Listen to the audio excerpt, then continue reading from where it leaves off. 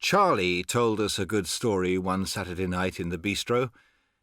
Try and picture him, drunk, but sober enough to talk consecutively. He bangs on the zinc bar and yells for silence.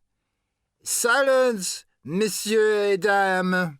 Silence, I implore you, listen to this story that I am about to tell you. A memorable story, an instructive story, one of the souvenirs of a refined and civilized life. Silence, Monsieur et Dame! It happened at a time when I was hard up. You know what that is like, how damnable that a man of refinement should ever be in such a condition. My money had not come from home. I had pawned everything, and there was nothing open to me except to work, which is a thing I will not do. I was living with a girl at the time. Yvonne her name was. A great half-witted peasant girl, like Isaiah there, with yellow hair and fat legs. The two of us had eaten nothing in 3 days. Mon Dieu, what sufferings! The girl used to walk up and down the room with her hands on her belly, howling like a dog that she was dying of starvation. It was terrible. But to a man of intelligence, nothing is impossible. I propounded to myself the question, what is the easiest way to get money without working? And immediately the answer came. To get money easily, one must be a woman. Has not every woman something to sell?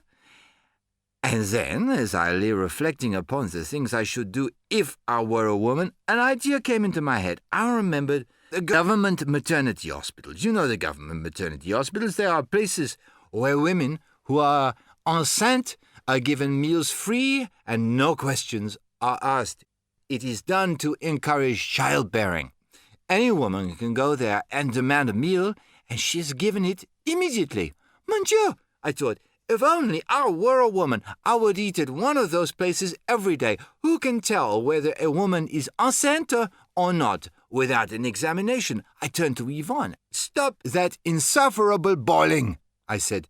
"I have thought of a way to get food." "How?" said she.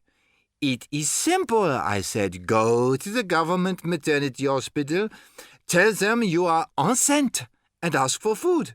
They will give you a good meal and ask no questions." Yvonne was appalled. "Mais mon Dieu," she cried, "I am not enceinte." "Who cares?" I said. "That is easily remedied. What do you need except a cushion, 2 cushions if necessary? It is an inspiration from heaven, ma chère. Don't waste it." Well, in the end, I persuaded her, and then we borrowed a cushion and got her ready and took her to the maternity hospital. They received her with open arms. They gave her a cabbage soup, a ragout of beef, a puree of potatoes, bread and cheese and beer, and all kinds of advice about her baby. Yvonne gorged till she almost burst her skin and managed to slip some of the bread and cheese into her pocket for me. I took her there every day until I had money again. My intelligence had saved us. Everything went well until a year later. I was with Yvonne again, and one day we were walking down the Boulevard Port-Royal near the barracks. Suddenly, Yvonne's mouth fell open, and she began turning red and white and red again. "Mon Dieu," she cried, "look at that, who is coming? It is the nurse who was in charge at the maternity hospital. I am ruined." "Quick," I said, "run." But it was too late. The nurse had recognized Yvonne, and she came straight up to us smiling. She was a big, fat woman with a gold pince-nez and red cheeks like the cheeks of an apple. A motherly, interfering kind of woman. "I hope you are well, ma petite," she said kindly. "And your baby? Is he well too? Was it a boy, as you were hoping?" Yvonne had begun trembling so hard that I had to grip her arm. "No," she said at last. "And then, évidemment, it was a girl." Thereupon, Yvonne, the idiot, lost her head completely.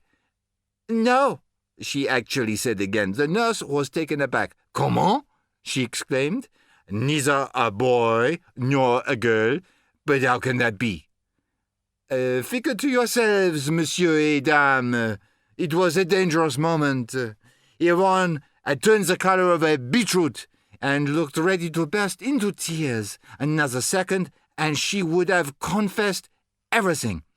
Heaven knows what might have happened. But as for me, I had kept my head. I stepped in and saved the situation. It was twins," I said calmly. "Twins!" exclaimed the nurse. "And she was so pleased that she took Yvonne by the shoulders and embraced her on both cheeks publicly. Yes, twins!"